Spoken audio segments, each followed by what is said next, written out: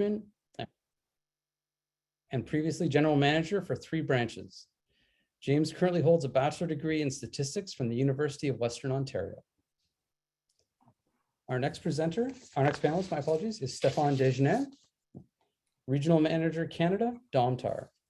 Stéphane's a 35-year marketing and sales veteran of the paper industry. Stéphane leads the Domtar Canadian sales team. He spends most of his time meeting with printers and paper users to better understand how we can all work together in keeping the graphic arts and communication industry vibrant and relevant. Canadian-made paper, sustainability, and responsible forest management are some of the topics he feels strongly about. And these days, when he's not on a Zoom, a Teams, or a WebEx meeting discussing the paper market dynamics, you can find him running or riding his bicycle in the GTA. Stéphane. Our next panelist is Warren McCarthy. Warren is president of Trinet Global Logistics.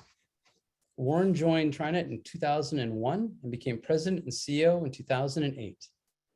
Trinet has been a Drakkar division since 2016. And with 15 plus years of experience in freight brokerage and logistics in many industries, Warren brings extensive experience in transportation and goods throughout the world. He developed Trinet's Canada and US brokerage operations and technology platform servicing shippers in North America. I'd very much like to thank our panelists today for dedicating the time to talking about this very pertinent subject. So today our topic is questions for supply chain chaos. What's causing it? What's being done? What should the printers do? And what is the future of it? I'd like to begin with James, and I'd like to ask James a question. There have been many tight markets before, but what makes this one particularly unique? What really makes this one unique, I think, is the global approach or the global in nature of what this this is, and it's 2 things. It's the length of time. We have never seen an allocation like this, or a tightness in the market, as well as the fact that it's global in nature. The only other one that I've participated in, to be honest with you, in my 28 years, is the one back in the 90s, which was primarily more of a domestic allocation, and the time frame was probably 3 to 6 months. So I would say the length of time is definitely what makes it unique. There's so many factors that are involved in this, and you look at, from a global approach, you look at obviously the containers and the transportation issues, the labor shortage, the rising costs in natural gas and energy. And then you also look at the pandemic, obviously, that we're going through, and how quickly we're coming out of this from an economy point of view. At Spicers, we've never had to really manage our business order by order. So that makes it certainly a little bit unique from that perspective. We've never seen mills virtually eliminate makings. They're in a point where they're at, and Stéphane, I'm sure will touch on this, where they're at runnability of like 100%. So they're trying to be as efficient as possible and to basically just manage standard sizes. So we've never seen that. We have never seen a time where we have placed orders as long as April, May of this year. And by the time it arrives into our warehouse, we've had 5 or 6 increases on that product.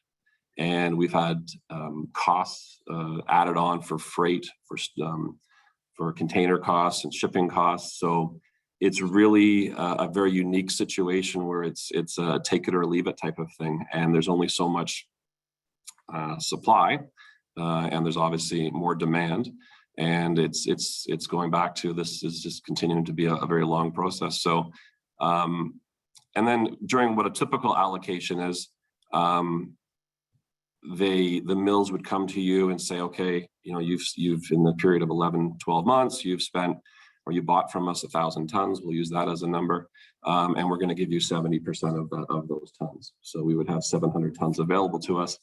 And then the next month, due to a number of factors, they come back and they reduce that to 50%. Now you're down to 500 tons. So it's managing, it's the length of time that we have to manage through this, which is very unique and very difficult for us. Perfect. Stefan, do you want to touch on? I can add a little bit from the manufacturing side, where in the past, let's call it in the past years, since the year 2000, the industry, and I'll speak a little bit more. I'm more familiar with the uncoated free sheet, but it's pretty similar to the coated world as well. We've been experiencing what we call a secular decline of 3 to 5% in demand every year. And the market, the producers adapted to this, and every once in a while you'd see one producer saying, well, we're going to take out one high cost paper machine or equipment, and that would usually gets itself rebalanced. The market would get more in balance.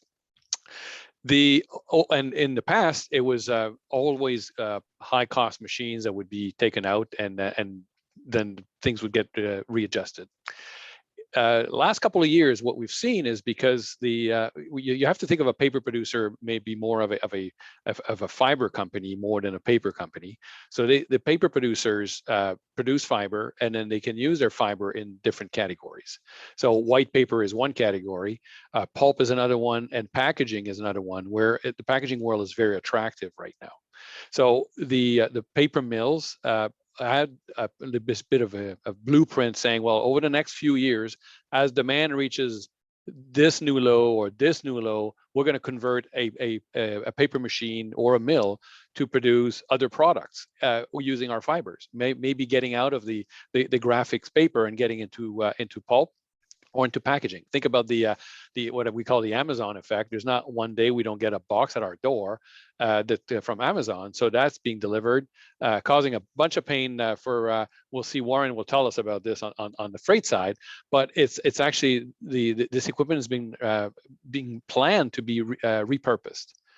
Last year, we saw a demand in the market go down by as much as 30 or 40%, depending on the month, in some categories. So right away, the paper mills, they waited, see what's happening, and said, this is not coming back. That demand is not coming back to the same level. What level it will come back to, we don't know, but let's put our plans in action. So that's when you saw a lot of the producers, including Domtar, where I am, saying, well, this paper machine is now going to make pulp. This mill is now going to make packaging. And all of a sudden, there's a lot of capacity that was taken out. And that's probably not scheduled or will not be scheduled, except for, like, we have one exception, but not scheduled to come back to make paper ever. And now we hit this bottom on demand. Then demand starts to pick up again. And all of a sudden, that capacity is gone. Inventories are being depleted because the mills are trying to supply the market the best they can, but they end up right now, for the last 6 or 8 months at least, paper mills have been selling more than they're producing, which means they've been dipping in their inventories.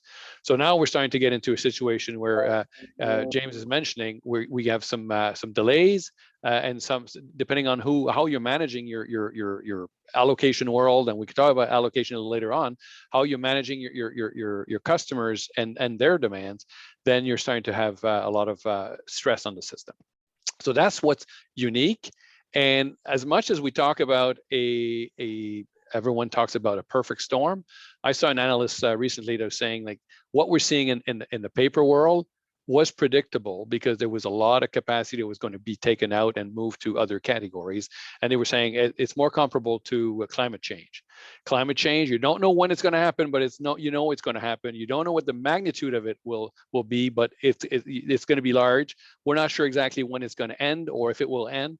So that's a little bit more, I like that comparison compared to, at least in our world, in the producing side, compared to perfect storm. The perfect storm is a little less predictable.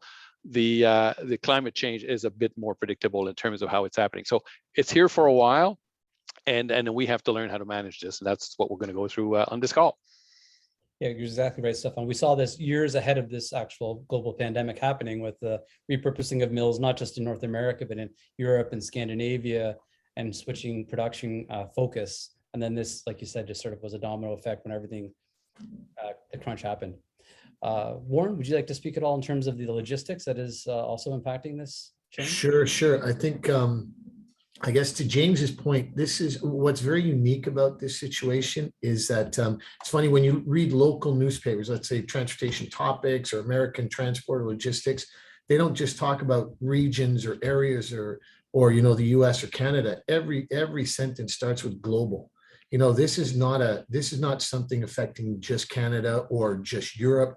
It's affecting everywhere. All the headlines are global shortage, global capacity crunch, global everything. So I guess if there's any good news out of all of this is it's not just affecting us here in Canada or North America. It's not a sort of focused in on us. It's happening everywhere. So everybody is trying to find a solution. It's almost like the COVID vaccine. I think the world got together and tried to figure out what the solution is. And I think that's what we're seeing right now, because it is a perfect storm on the transport side. There's capacity, there's inventory shortages, there's a lack of drivers, there's a lack of workers. People are trying to go 24/7, people are working from home. So it's kind of it's coming to a head right now. We're seeing, and I think we'll get into this further in the conversation, but it's something that nobody's ever seen, and we have to work through this. So.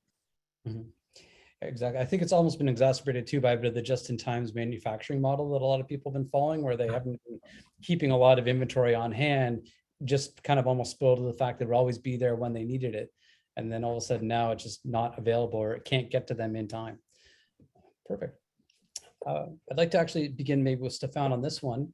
Within your respective industries, what's contributed to the raw material product shortages for your company? You touched on it a little bit in terms of the pulp and the repurposing of the different focus for industry types. Are there any other sort of raw material issues at hand here? I wouldn't say there's a raw material shortage in most cases. Maybe more on the packaging side, maybe on the end of our world. Our business, and again, if you think about the fact that as paper mills, we work with allocations with our customers, we are also subject to allocations with our own suppliers. So it's not like our production changed within Domtar, and most of the paper mills. If anything, it probably decreased a little bit. So your supply is pretty secure in most cases, because you're also working with your own allocations on all your supplies.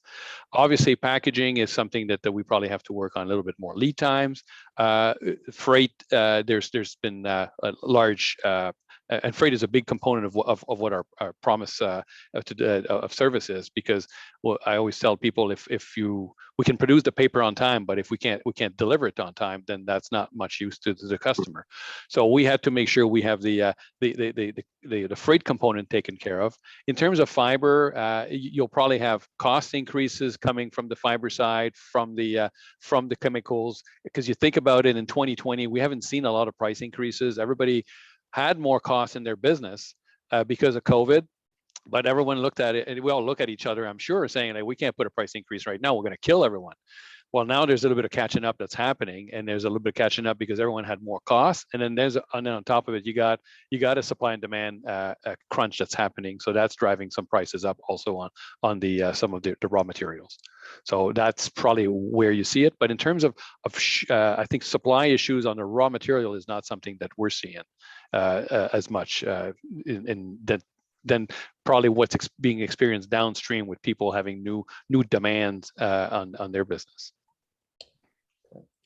James, is sort of think you'd like to add on that point?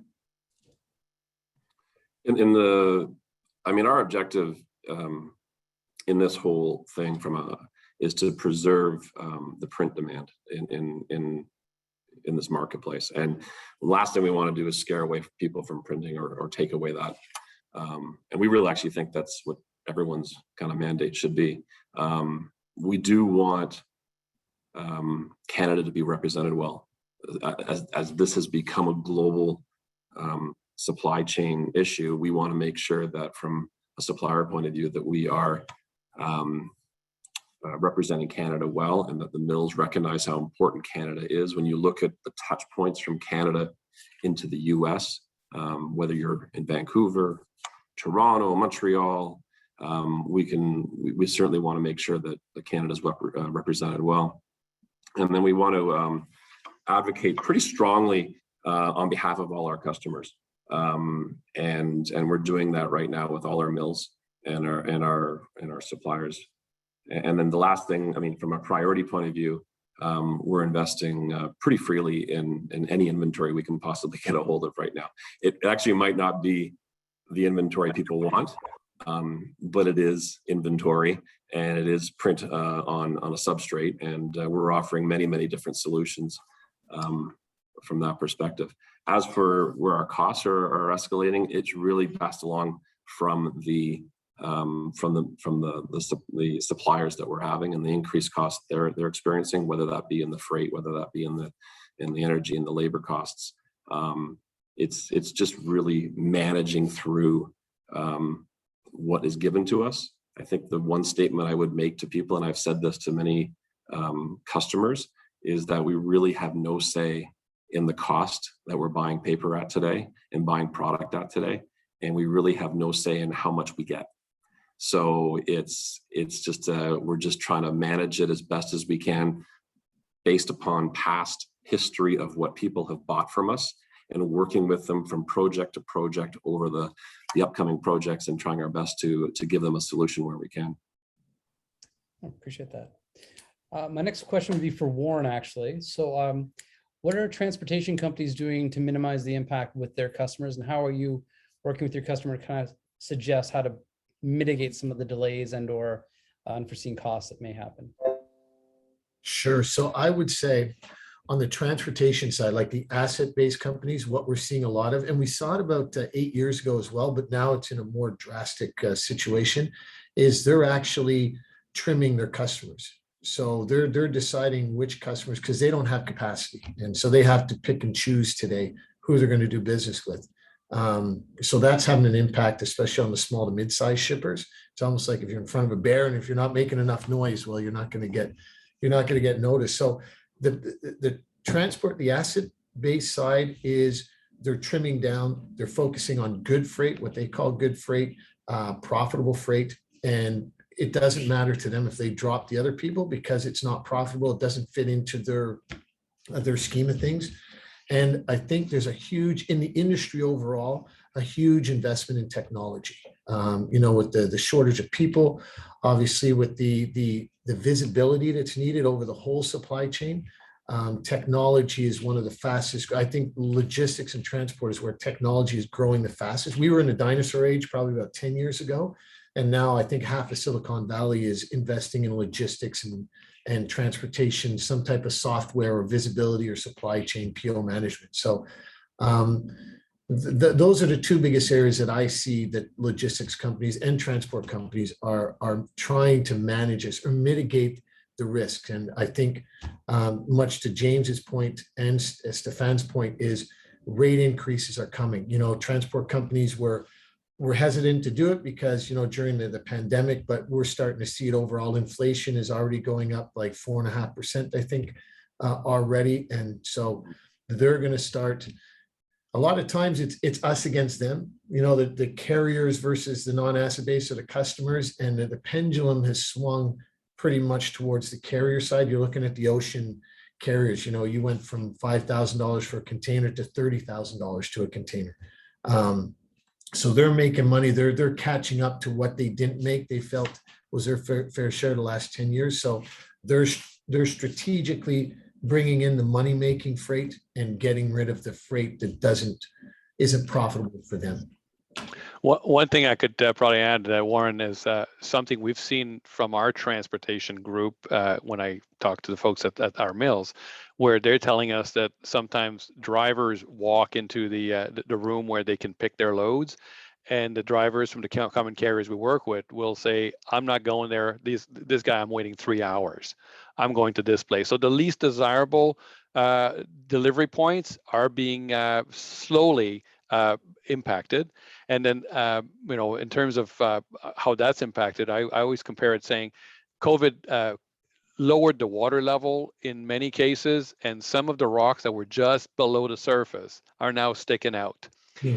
And then all of a sudden you got people saying, "Oh, we were doing this. I didn't know we were doing this. Maybe we can't do this anymore. Maybe we need to change our approach here."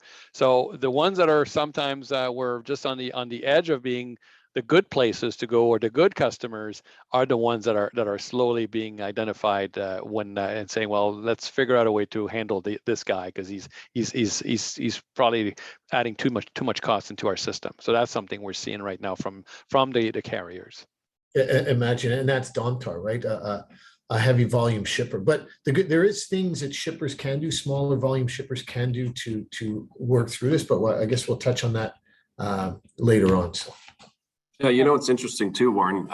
Your comment about the $5,000 to $30,000. I'm glad you brought that up, because for the printer to understand what that means, and even from a merchant point of view, back in the day when we were bringing in containers from overseas, it was around $1,500, and it worked out to about $3 per hundredweight for delivery on paper.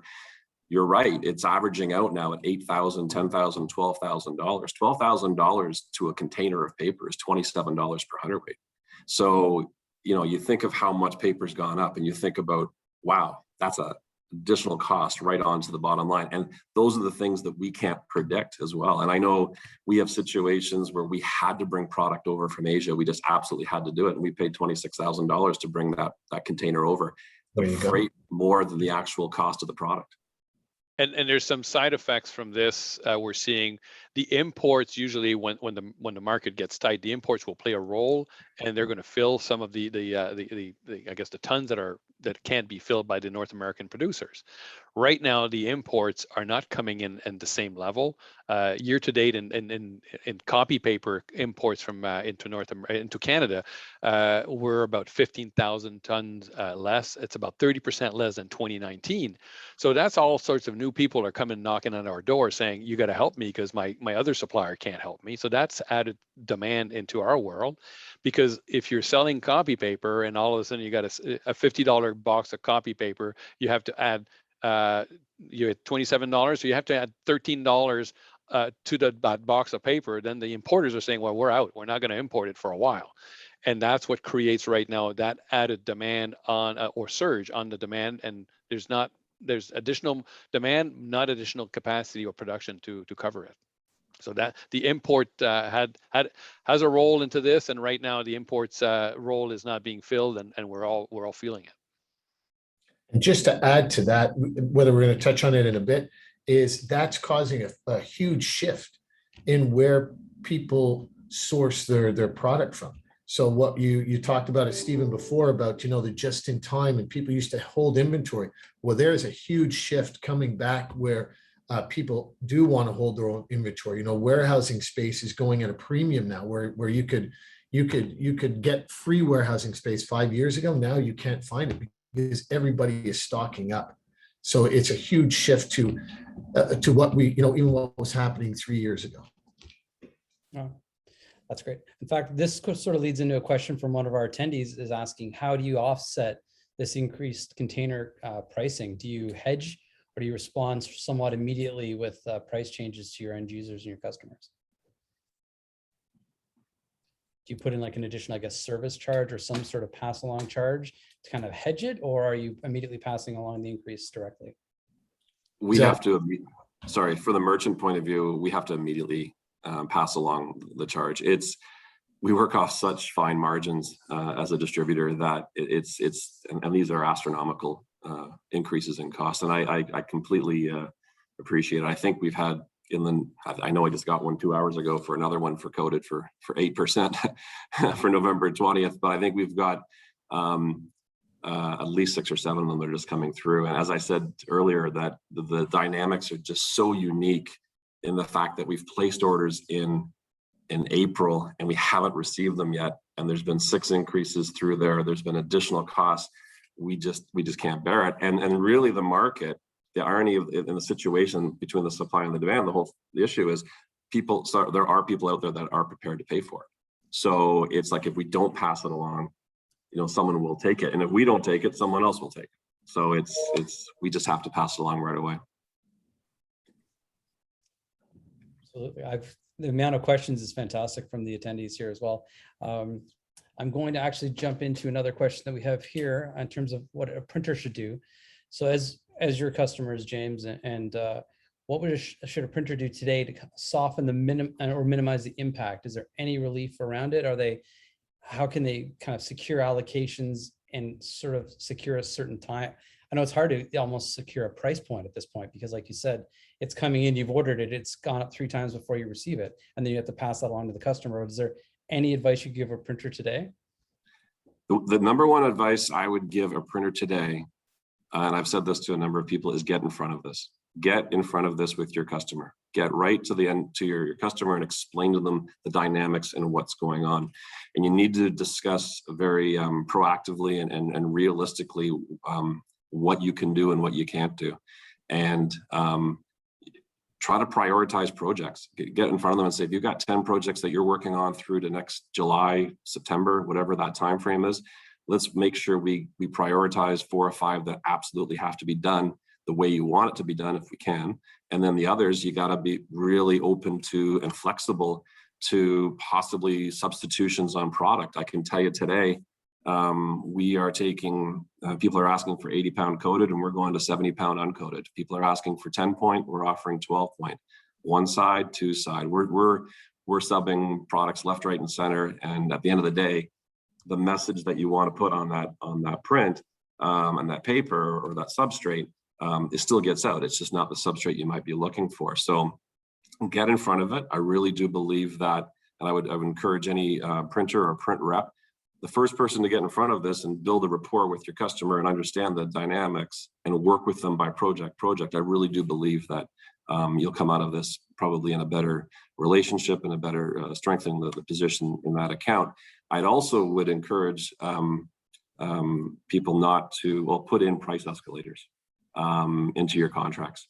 This is a very difficult thing to do, but I know people were trying to tie in, a full year of pricing, but I would encourage price escalators and qualifiers that state subject to availability.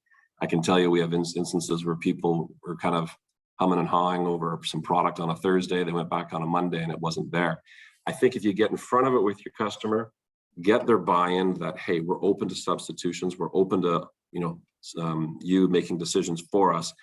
Then when it comes to getting that paper, whatever that might be, you can make that decision very quickly and decisive. And I think that will definitely help you there.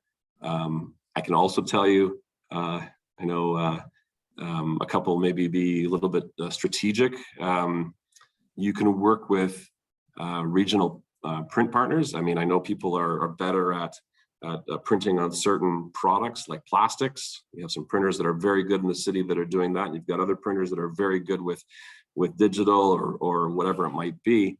And maybe if you've got a job on a plastic that you normally would do and you kind of outsource that to another printer that can source that inventory where you might not be able to, that might be a strategic move you can do. You can look at strengthening yourself with, I do know of some scenarios where some printers have gone out of their way to actually find their own freight partners.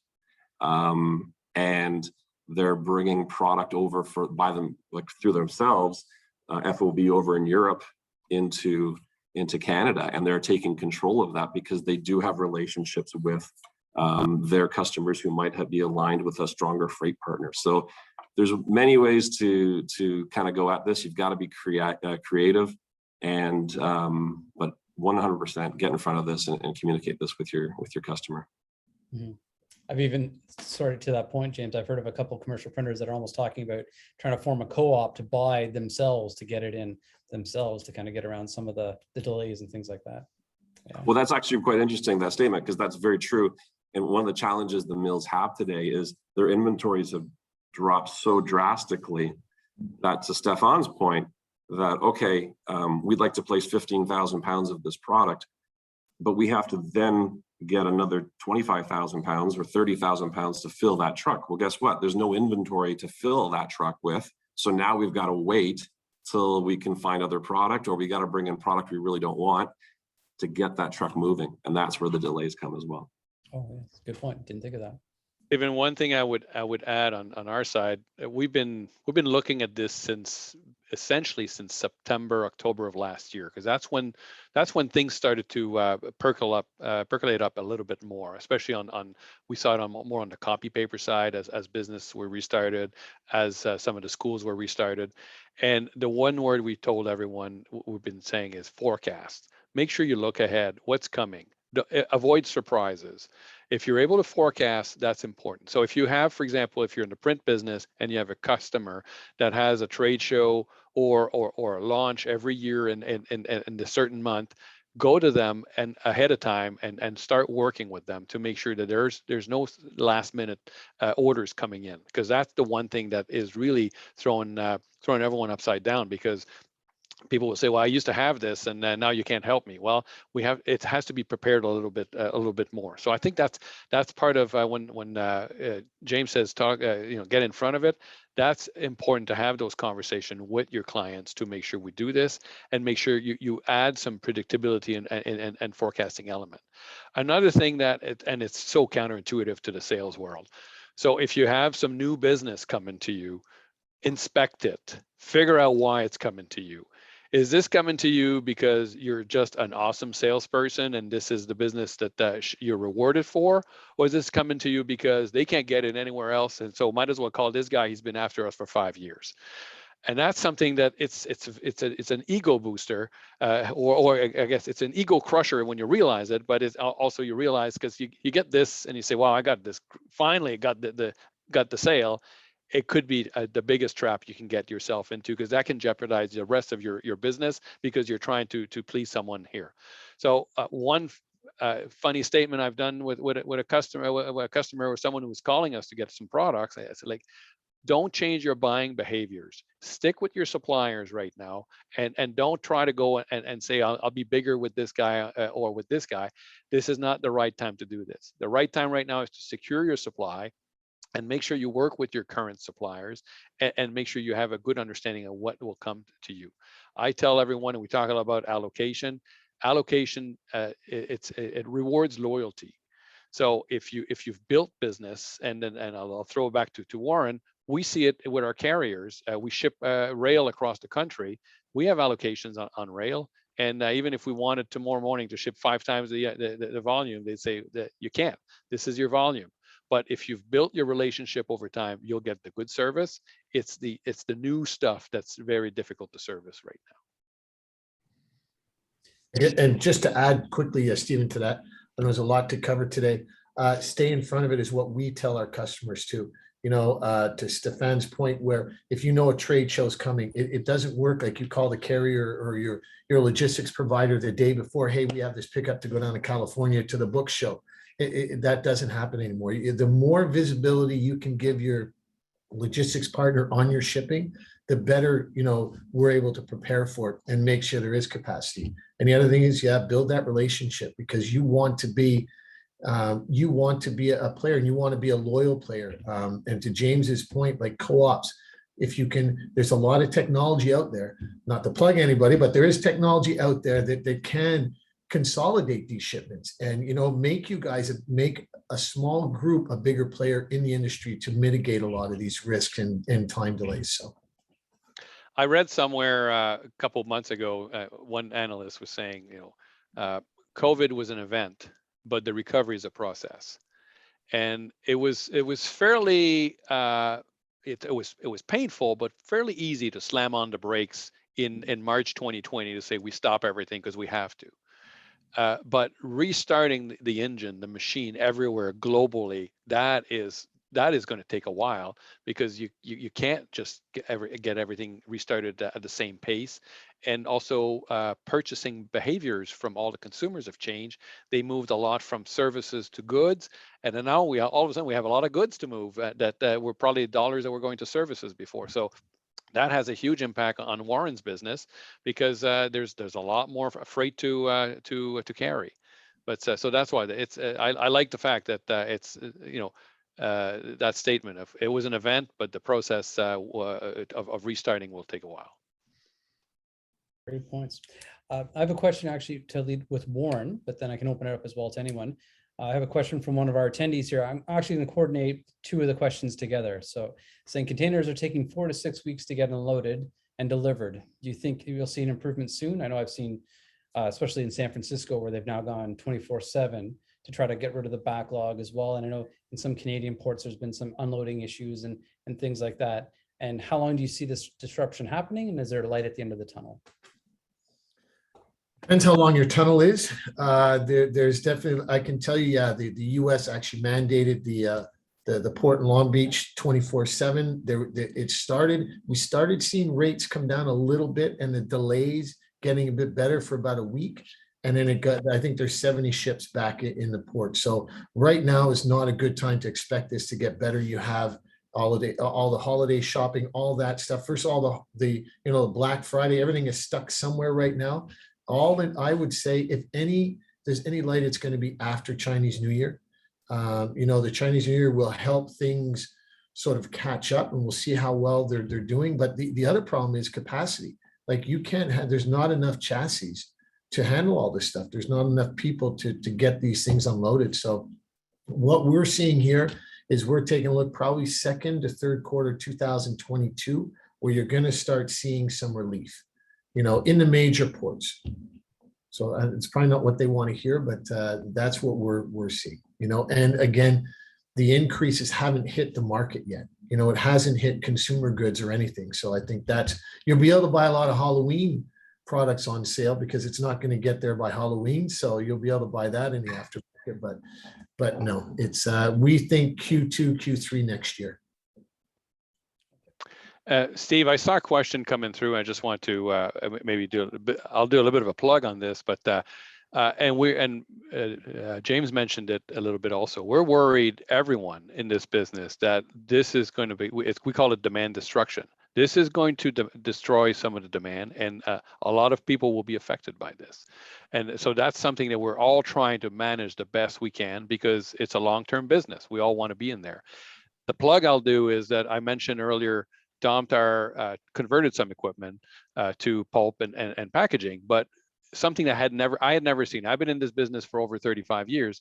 Domtar announced in July, we're restarting, reconverting back a pulp machine to make paper. And in the first quarter of 2022, we're adding 185,000 tons of capacity into the market, which represents about 35 or 40% of the current Canadian demand. So it's pretty sizable. So we all realize that we're kind of cutting the hand that's feeding us by managing this, which we were not fully responsible for what's happening on the from COVID, and we have to manage our businesses accordingly. But at least we're able to do some changes, some moves that can probably show that we're reacting the best we can. But where we could, we've done some investment to make sure that we're putting back some capacity in the system. But it takes a while. It doesn't happen overnight. Absolutely. Yeah, Stephen, just some other factors I just want to touch on Warren's comments. He alluded to the Christmas kind of thing that's for Christmas and the Chinese New Year. I mean, other factors that are still out there that are going to maybe change how long this or how short this might last is we have the US election coming up next year as well. I know we've got some provincial elections coming up. You're going to have return to work. You're going to have a lot of people coming back into the offices January, February, March, and that's going to increase demand as well for paper and products that are going in there. One relief that might occur out there is that right now in the last 18 months, many people have been spending their money on products and for the backyard, whether it be a trampoline or a material of some sort, home renovations, and all that type of thing. When people start getting back to travel, when people start getting back to living and doing things and spending their money on experiences, that will free up potentially container space as well, and that might give some relief to that. I also think you're going to see some relief once more vaccinations get back into Asia, because they are having lockdowns still to this day. They're also having power shutdowns because they're trying to conserve power as well. So once manufacturing gets better back there and that kind of increases and improves, we'll see a little bit of relief. But to to Warren's point, we are preparing this to be going through to the second half of 2022. It's funny you make that point about people doing things around the house and activities. I ordered and paid for my pool liner in March. I still do not have it. So, and it's not a unique situation by any means. I have another question from panel 2, more so I guess for James and for Stefan, in terms of, are there any types or sizes, weights, et cetera, of stocks that you're seeing that are in greater supply? Then I know it might be the best kept secret, but I know the most commonly used ones will be the hardest to secure perhaps, but are there certain sizes or weights that are more available? I know you mentioned earlier, James, you're pivoting certain clients into different weights of stock because of shortages on commonly used ones. Yeah, we're given, when it comes to allocation, we're given tonnage that goes onto a machine. So, mills have their, machine 1, machine 2, machine 3. So machine 1 makes X, 60, 70, 80 pound, and we're allowed X amount of tons. Then we decide, you know what, we're going to make this, and put it into our floor. So there's really no, the answer to your short answer is no. There's really no, hey, there's more of this than there's of that. But I can tell you there's really no special makings from the mill's point of view. It's very limited because it's more efficient for them to make, for us to make X amount of 2840 or X amount of 2538, the standard sizes. So I wouldn't say there's more of one versus the other. If you go by category, we've got North America, we've got a lot of options, not a lot, but we've got options more local from an uncoated point of view. Domtar obviously being one of them. And a lot of our coated options are coming overseas. We do obviously deal with a North American supplier as well, but they have chosen very similar to, I believe it was Stefan that touched on this. They look to right size their capacity pre-COVID and pandemic wise. So, I mean, they've become smaller and their capacity is full. But, when you break it down by category of product, anything that's in North America, there's a little more flexibility, even if that's not even really, I don't even know if it's true, but it's more flexibility than the product coming over from overseas, which is mainly the coated side. Perfect. And what I can tell you is early on, and again, we've been talking about this since last Q4 of last year, and talked about it even more at the beginning of the year. So the large categories were the first ones that really got busier and taken. So copy paper and offset rolls and the big movers, the forms. And then initially we had a lot more flexibility in the I would call it the higher end grades. And then that started to fill up, and and right now it's just everything is pretty much all taken. So early on there was a lot, there was some options available if you were able to move up or in the grade category. That's pretty much all been taken right now. That strategy has been adopted where it needed to be, and there's no real escape route anymore. It's just the products are all pretty much taken, at least in our world. I don't know about the others, but in our world that's something that we see right now. I would agree with that. Fantastic. We sort of touched on this a little bit earlier, but I kind of want to bring back a little more printer forward facing their customers, in terms of how does a printer credibly message their clients sort of some of these shortages? And I know we mentioned getting in front of it, getting out there earlier, but also, do you recommend stockpiling certain stocks or placing standard orders to kind of hedge against some holiday rushes that are, I know it's hard to forecast, but I want to ask a couple of these printer specific questions. I have probably my quick answer on the hoarding and stockpiling is, think of when you saw that guy at Costco back in April 2020 that had his 2 carts full of toilet paper, what you thought about it. It was not the right solution, and it just further put some stress on the system. There was so I would say this is the same.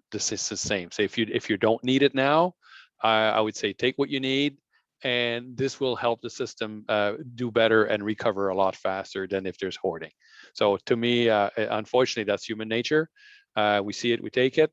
But the toilet paper is probably the best example to illustrate why I don't think we should do that. That's my opinion. From a merchant point of view, I don't even know if it's feasible. I don't know if you can stockpile. I don't know if there's paper there for your product for you to stockpile. The mills are holding us to certain levels, and what we're doing internally to mitigate this. We're actually watching every order that goes through our system. We're actually looking at any order greater than, it sounds crazy, but any order that's going greater than 2 to 3 skids, it has to go through an approval, because we just can't afford. Our objective is to have our inventory for our customers, to make sure we have it there for them. And if we don't have that inventory, then we're going to have some inventory. So we've got measurements in place today that just really monitor anything that goes out. And we have called customers and said, I know you've put that order in for 200,000 sheets. We can give you 30,000. That's it.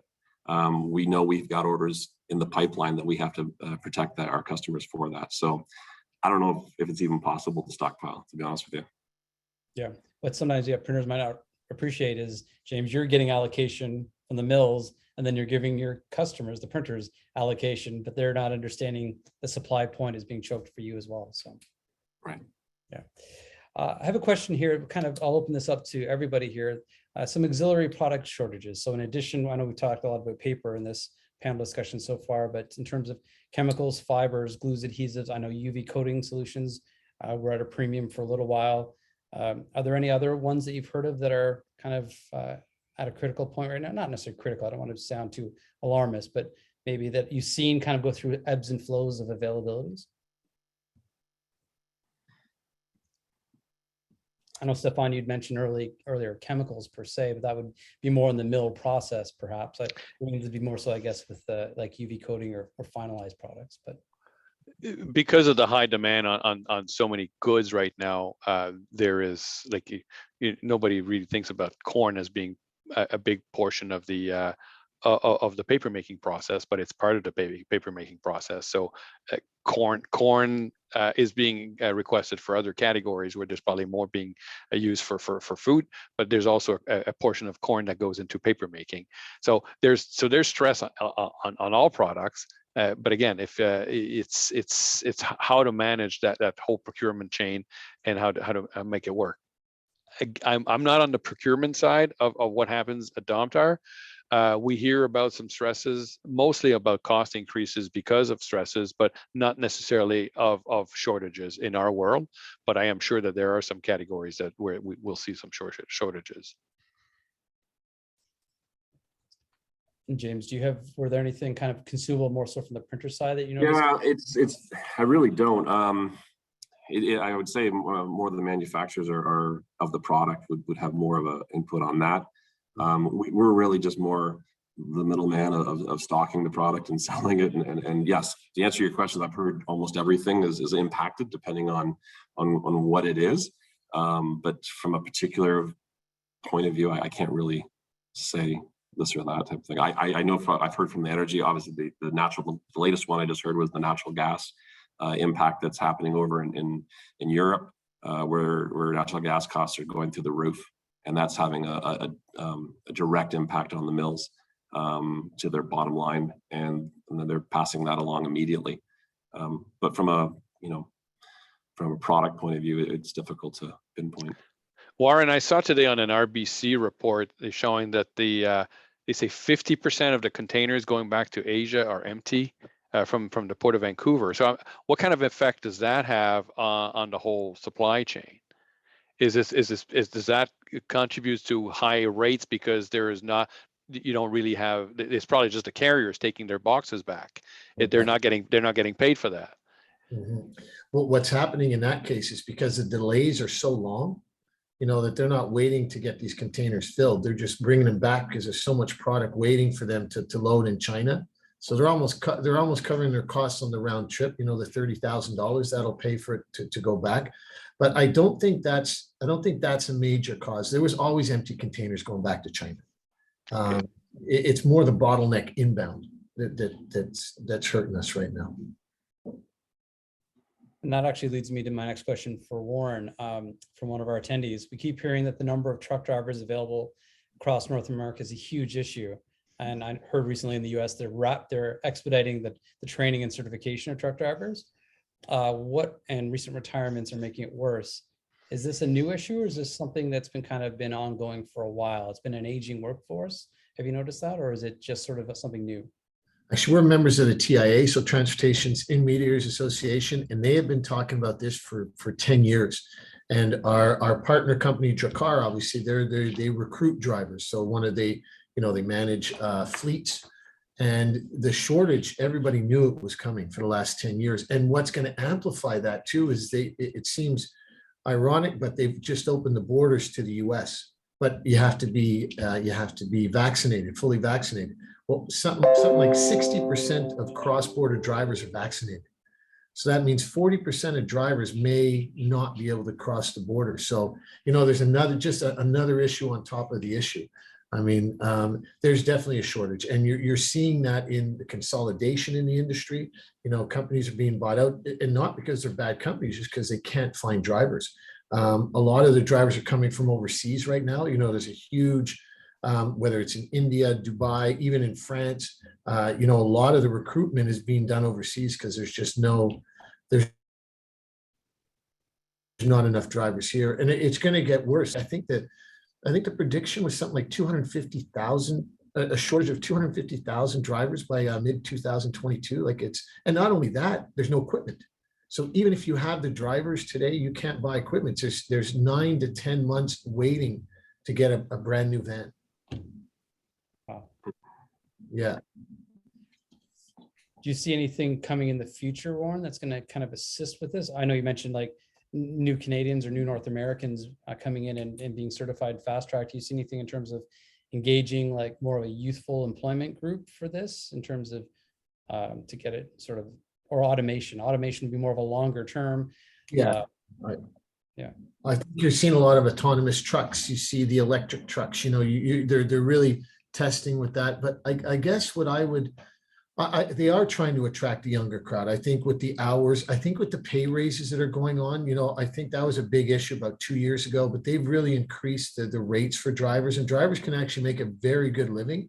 And I think now with, what's going on with the COVID and everything, I think they were able to actually bring some new drivers to the workforce, but it's going to be a constant struggle. I don't think it's going to, what will happen is the shift in the market.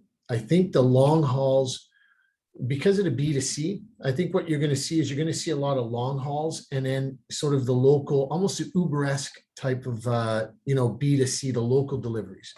I think it'll be a lot of crowdsourcing. Crowdsourcing is going to alleviate some of the short term or the shorter haul.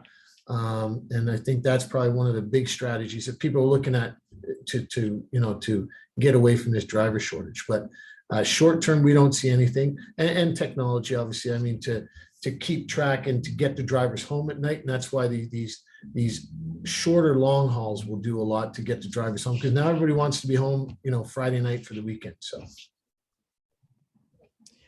Perfect. Thank you. I know, Stefan, we talked years ago, kind of the last mile or whatever you talked about in terms of the transportation, how it's almost an autonomous delivery point up until like the last mile for a man delivers or a person delivery. So.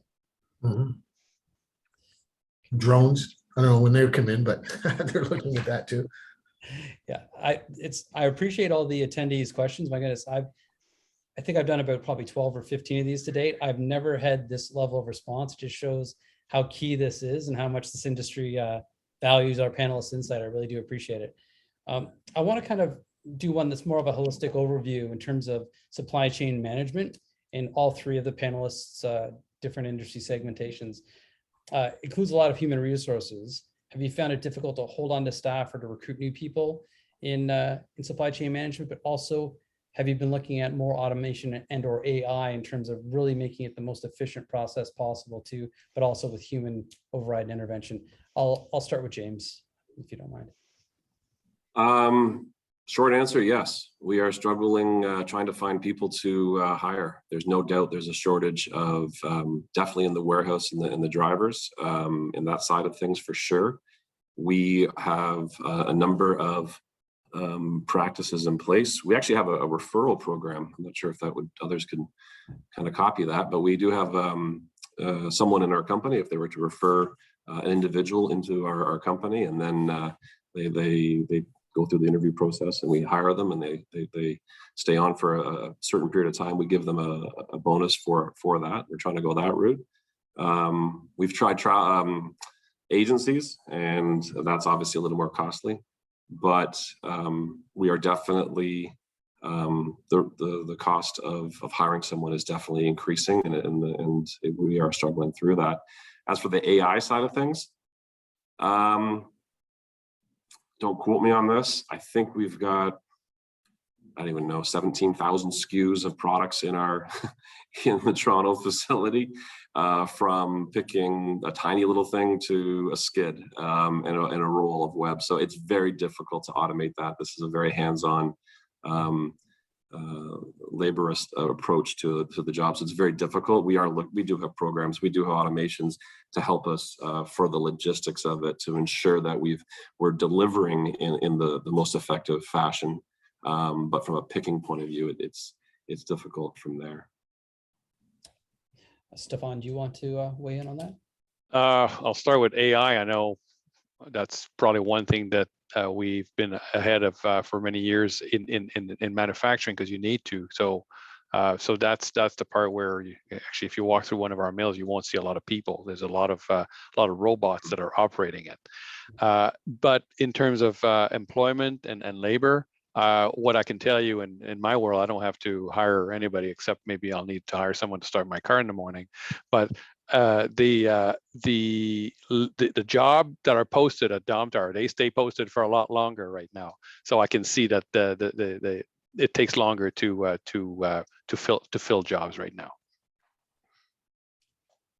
And Warren, I don't know if you'd like to weigh in on the logistics side. Sure, I think what we're seeing, what the trend is, and usually Canada is about 5 years behind or 7 years behind the US, but especially with the labor shortage and with the technology out there, we're seeing a lot of companies are outsourcing, the non-core jobs and roles. So because it is hard to find, when I speak about logistics specifically, it's hard to find people in logistics. And I think, like James said, they're being poached left, right, and center. So what you try to do is you figure out what that cost is. And with the technology out there, with the visibility in your supply chain, one of the most, if you haven't looked at it, outsourcing could be, you find the right logistic provider, and outsourcing could be a good solution, because they'll take a lot of, you bring them to the table. Like you have an accountant, you have a lawyer, you should have somebody in logistics, especially during these times, that you bring into the conversation. So that's one of the things that we're seeing on the corporate side, what they're doing.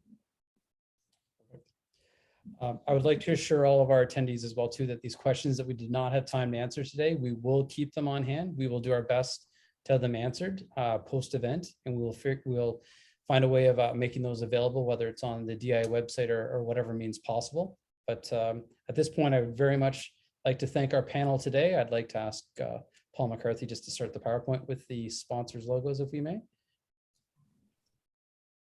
There we go. Fantastic. So I would, at this point, I'd very much like to thank our platinum sponsors, Canon, HP, Konica Minolta, and Spicers.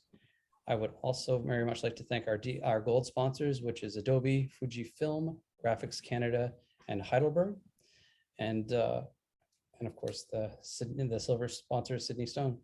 I'd like to thank everyone for joining us today. I would very much like to thank our panelists. It was like I said, the most questioned panel I've ever been a part of. So I would very much like to thank James, Stefan, and Warren for their time today, and in appreciation of our panel's generous contribution of their valuable time and knowledge for today's presentation, we'll be making a donation on their behalf to the Don Gain Canadian Print Scholarship Fund. Thank you. It's our pleasure. Be sure to mark your calendar for our next webinar, which will be Wednesday, November the 17th. It'll be taking place from 12:30 to 1:30 p.m. The topic will be alternative staffing, labor replacement, what printers can do to survive the great resignation years. So I'd like to thank once again our panel and all of our attendees today. Thank you so much. Thank you very much, everybody. Thank you. Take care.